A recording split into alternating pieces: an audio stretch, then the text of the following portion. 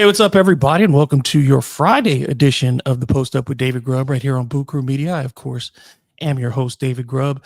We didn't have the show on Monday, so wanted to make sure you got your 3 episodes this week. Decided to do one today.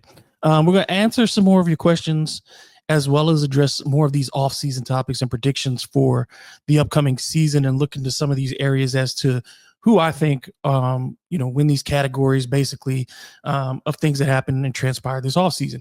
So we're going to start with which player or person in the organization, which are the biggest offseason winners for the New Orleans Pelicans. And I think you have to start with Willie Green. Willie Green has been the biggest winner this offseason. He escaped the purge of the front office, which saw the firing of David Griffin and the release of his executive staff and a lot of other people within the organization. Willie Green outlasted them all, and considering how the season went, that's a huge shock for him to have the vote of confidence of Joe Dumars, to be given this position after one of the worst seasons in franchise history. And again, I argue that it was the worst season in the history of the franchise, considering the talent that was available to the Pelicans, even with the injuries. You look at the roster, and it was a more talented roster than the team 20 years ago. But when you look at this Pelicans team, Willie Green is now in a unique position because Joe Dumars is so committed to winning with the group that he has predominantly. Willie Green has been here as long as most of the people in this group. The only person on the team with more seniority than Willie Green is Zion Williamson. So when you look at that, and you look at the way that this team has kind of developed over these last 4 years, the fact that Willie Green has endured, the fact that even though the coaching staff has been overhauled, the training staff has been overhauled, the front office staff has been overhauled, and Willie Green's still here, that ought to give you some indication of the kind of sway that he has in the organization. For better or for worse, Willie Green surviving that power struggle between ownership and David Griffin and being given the keys to this team for one more season, when this is as critical a season as it can be for this organization, that tells you that Willie Green is a big winner this offseason. I think as far as the players go, Trey Murphy is still a winner because the Pelicans do not have anybody to challenge him at the small forward position. It is unquestionably his. He doesn't have to share shots or playing time with Brandon Ingram or anyone else. Trey is getting the opportunity to grow into the star that he believes and that a lot of fans believe that he is, and that a lot of people around the league have made him one of the most sought-after young players in the NBA right now. Trey Murphy is going to get the opportunity to prove to everyone that he is what we think he is. So I think Trey is a winner. Herb Jones is certainly a winner, getting the security of his contract over the next 3 years beyond the 2 years remaining on his current deal. So to have 5 years of security for Herb Jones, and locked in place, a guy who's going to be a consistent performer for you as long as he's healthy, who's going to be a guy who helps you get better on both ends of the floor. And you now know you have him locked in for the majority of his prime, so to speak. And I think that that's a good thing for Herb Jones, and it's a good thing for the Pelicans, and it's a good thing for Pelicans fans who have not seen a homegrown product make it past 7 seasons. And if Herb Jones can fulfill the remaining 5 years on his contract, he'll be at 8. So, shout out to Herb Jones. I mean, I think it'll be 8 or 9 years at the end of that contract. So he would be beyond that threshold. And I think that Herb Jones has a good chance of making that. If there's anybody who fits what the Pelicans want to say that they are, it is Herb Jones. The last one is Zion Williamson.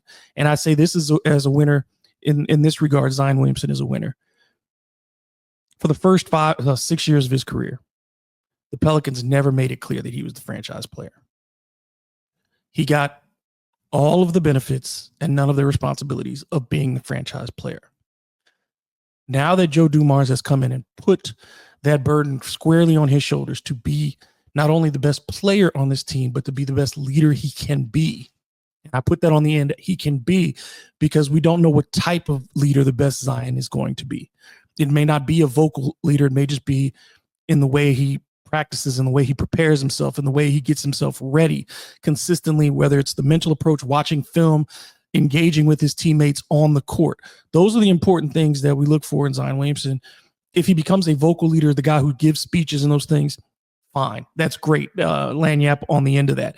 But the main thing you want out of Zion Williamson is to assert himself as the centerpiece and the face of the franchise. If he can do those things, he gets a lot closer to uncovering all the potential that he has in his career. And so when you take Zion Williamson, I think the team wins in giving him this responsibility. I think this is a win for Joe Dumars in establishing a relationship that David Griffin was never quite able to establish with his best player. And then I think this is a win for Zion Williamson, the professional and the person, to finally be forced into growing into the role of a pro basketball player and understanding it means more than what you do for the 48 minutes that you're on the court. And ultimately then, if those three things come together, Pelicans fans are winners. The team is a winner. So I think you look at that and you say that the guys who won this offseason, yeah, Willie Green is the big winner. Trey, Herb, Zion, all winners in that regard. And I think this was good off seasons for all of them. I think the rest of the players that we look at, there's been a lot of turnover, so it's hard to say any of those were winners in before we get to see them on the court. So we'll see what happens there. The next category we want to go to, I want to talk about the make or break players. Who needs to have a great season this year? Who needs to put together a bounce back year? So I think when you look at the bounce back players, the make or break players, I think, again, you start with Zion Williamson. For all the faith that Joe Dumars has put in him, if Zion does not make himself available for 60-plus games, for 65 games, for 70 games, and lead this team to the playoffs, then it could be over. Certainly in New Orleans, I don't think it's over for his NBA career, but the time of thinking about him as a potential franchise player will be over. Zion Williamson will be thought of as an immensely talented, perhaps second or third banana for a good team. He will never be given the title of franchise player again if this season he can't show that he can be both available and consistent as a player. And so I think that when you talk about a make or break season, this is really, I don't think Zion is going to play poorly. I don't think he's going to average like 15 points and 4 boards or anything like that. But if, for his reputation and his career in New Orleans, this is a make or break season.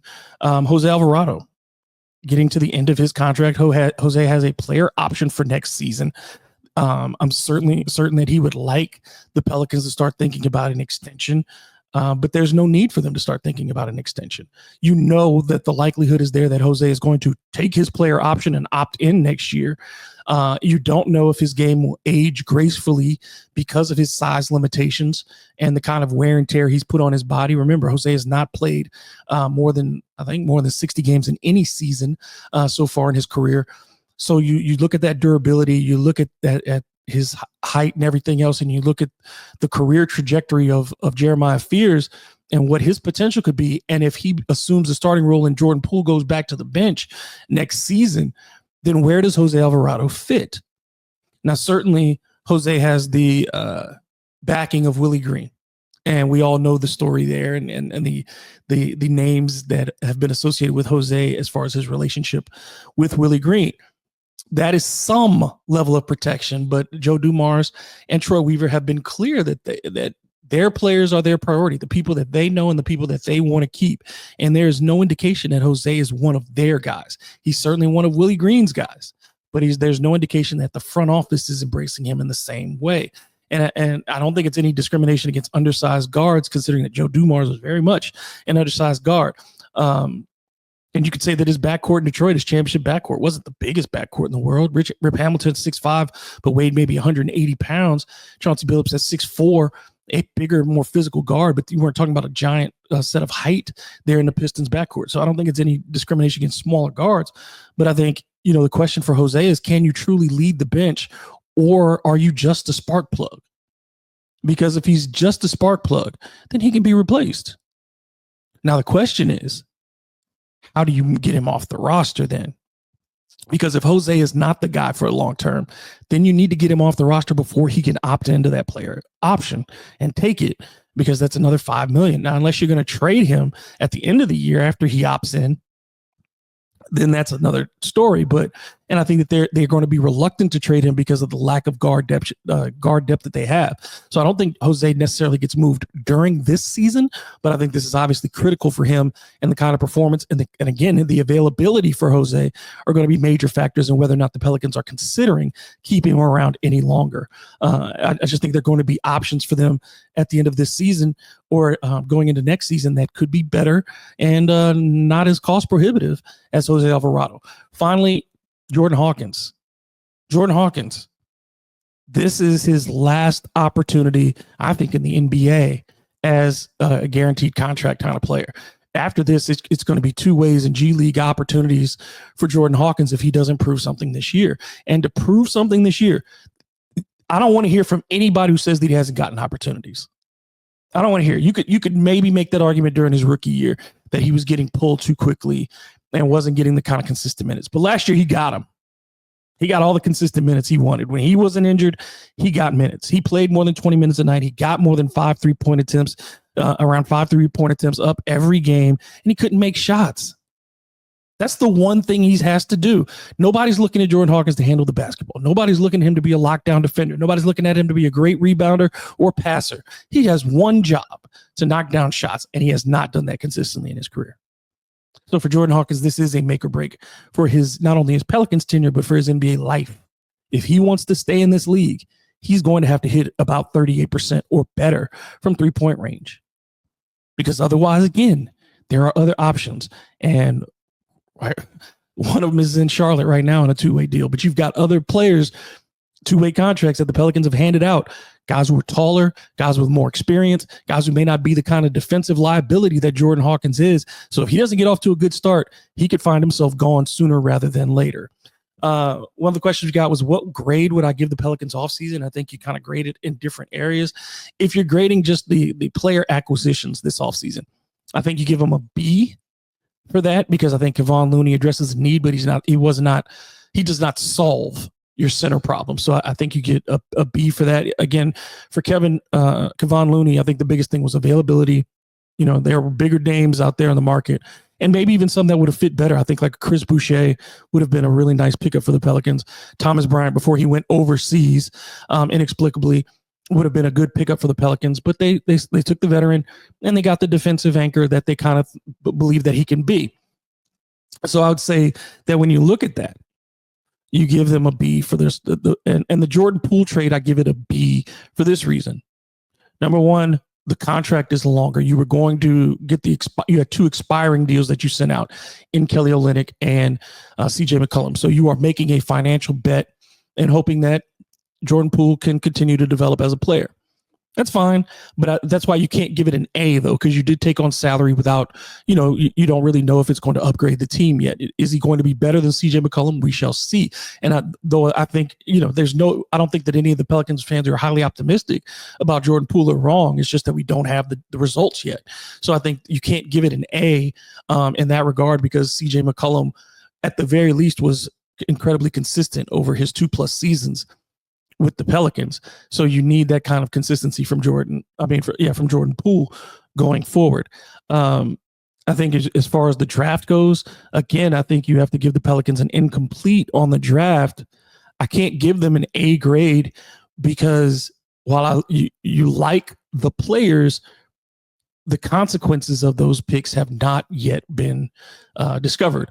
So we shall find out again what those are going to be. So I think if for the Fears pick alone, you give Fears an A. I think at the 7th pick, you couldn't have done better than getting Jeremiah Fears.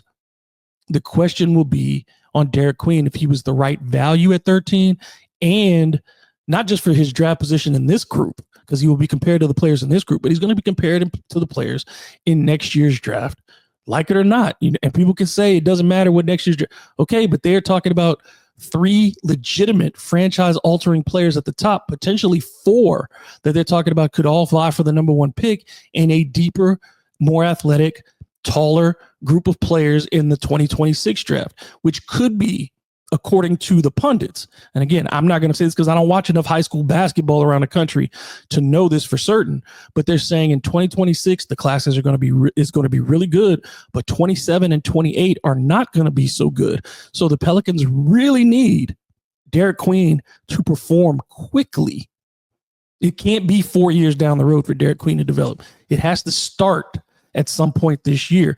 So I think when you look at both of them, though, and you look at the production of rookies in the Pelicans' history, outside of Chris Paul, Anthony Davis, Zion Williamson, you've not gotten giant rookie performances. Remember, Trey Murphy only averaged 5 points as a rookie, and you would say he's further along in his development than either Queen or Fears is. Even if you think one of those two players or both are more talented than Trey overall, he came in more fully developed and still had to fight for his way in the rotation with Willie Green and only averaged just over 5 points a game. Herb Jones was around 7 or 8 points a game as a rookie, and he was starting. So when you look at this, it's hard to imagine a scenario where either one of those rookies is averaging double figures. So again, when you talk about a team that had the needs that the Pelicans have and will not get major, could get good, but not major contributions from its rookies this season, I think you have to give them an incomplete on their player acquisitions. The front office, again, I would probably give the front office a C+, B-, because so much of their the picks they've taken is speculative. And I think that the financial concerns for this year and improving the roster are real.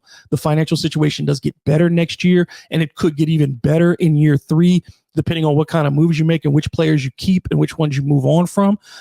But I think today, because again, they don't have a lot of flexibility to pick up veteran players, it is going to be tough to give the front office a super high grade. So I think that B to C range is about really where this entire offseason goes for the New Orleans Pelicans.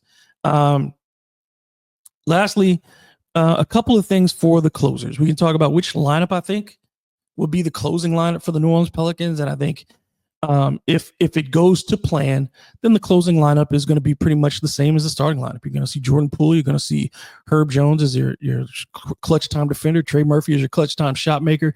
Zion Williamson as your clutch time ball handler. And then at the 5 spot is where I think it'll be matchup dependent. There will be nights when it's Kevon Looney, and there will be nights when it's Yves Missi, depending on those matchups.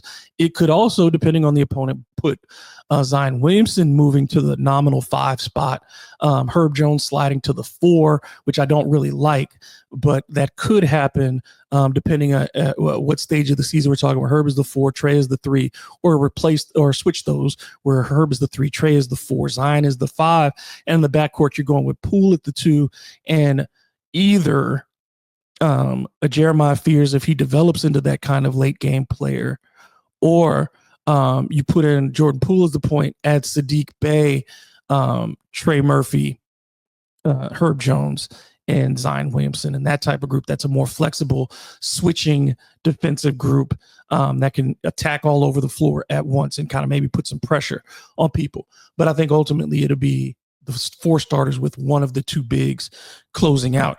The other part of closing is the window closing for Zion Williamson in New Orleans.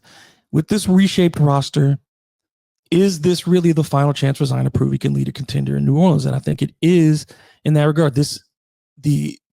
The era of belief, one way or another, is going to close. Either we're going to close the door on questioning Zion after this season, or we're going to close the door on believing in Zion Williamson after this season. How much time does the franchise potentially have left facing a true rebuild if this core doesn't work? 1 season, maybe 2.